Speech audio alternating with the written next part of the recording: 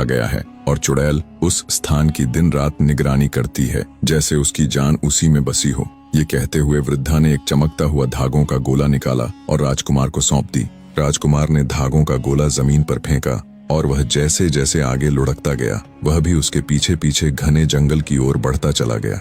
कुछ ही देर में वह जंगल के गहरे हिस्से में पहुंचा, जहां एक विशाल भालू रास्ते के बीचों बीच बैठा था। वह बहुत कमजोर और भूखा लग रहा था। राजकुमार ने तुरंत अपने धनुष से तीर निकालकर निशाना साधा, लेकिन तभी भालू ने इंसानों जैसी आवाज में विनती की, मुझे मत मारो राजकुमार, एक दिन तुम्हें मेरी सहायता की जरूरत पड़ सकती है। राजकुमार का मन पसीज गया। उसने धनुष नीचे रख दिया और भालू को बिना कोई नुकसान पहुंचाए आगे बढ़ गया। कुछ दूरी पर चलते हुए उसके सिर के ऊपर एक सफेद नर बत्तख उड़ता दिखाई दिया। राजकुमार ने जैसे ही तीर चलाने के लिए कमान चढ़ाई, उसी क्षण बत्तख बोली, हे राजकुमार, कृपया मुझे जीवन दान दो, समय आने पर मैं तुम्हारे काम आऊंगी। यह सुनकर राजकुमार ने उस पर भी तीर नहीं चलाया और चुपचाप आगे बढ़ गया।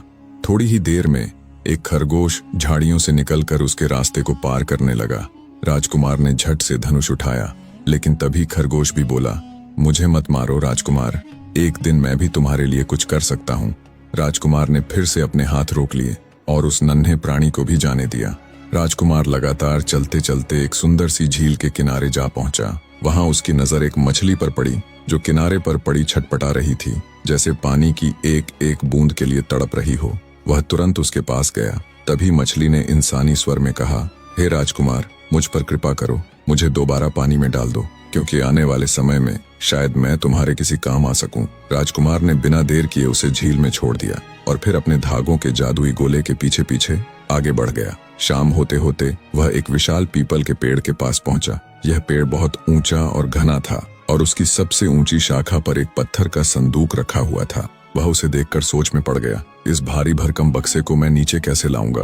तभी अचानक वहीं पर वह भालू प्रकट हुआ, जिससे राजकुमार पहले जंगल में मिला था। भालू ने अपनी ताकतवर भुजाओं से पेड़ को पकड़कर जोर जोर से हिलाना शुरू किया। पेड़ पर रखा वह पत्थर का बक्सा नीचे आ गिरा और टूटकर बिखर गया।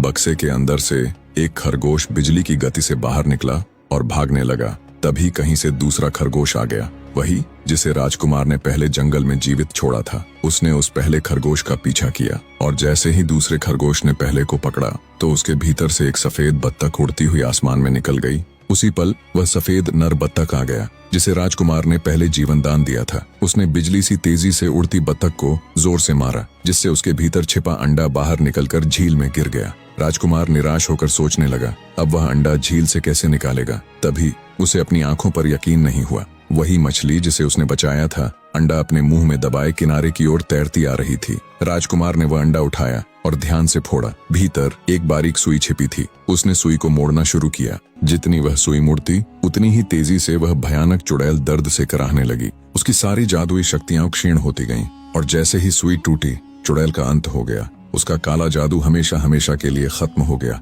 राजकुमार अभी सोच ही रहा था कि अब राजकुमारी को कैसे ढूंढे, तभी वह सामने प्रकट हो गई। मुस्कुराते हुए उसने कहा, राजकुमार, तुम समय पर आ गए। एक पल और होता तो सब खत्म हो जाता। दोनों की आंखें मिलीं और मानो सारा दुख बह गया। वे एक दूजे का हाथ थामे अपने राज्य लौटे और वहां जीवन भर प्रेम, शांति और आनंद से साथ रहने लगे।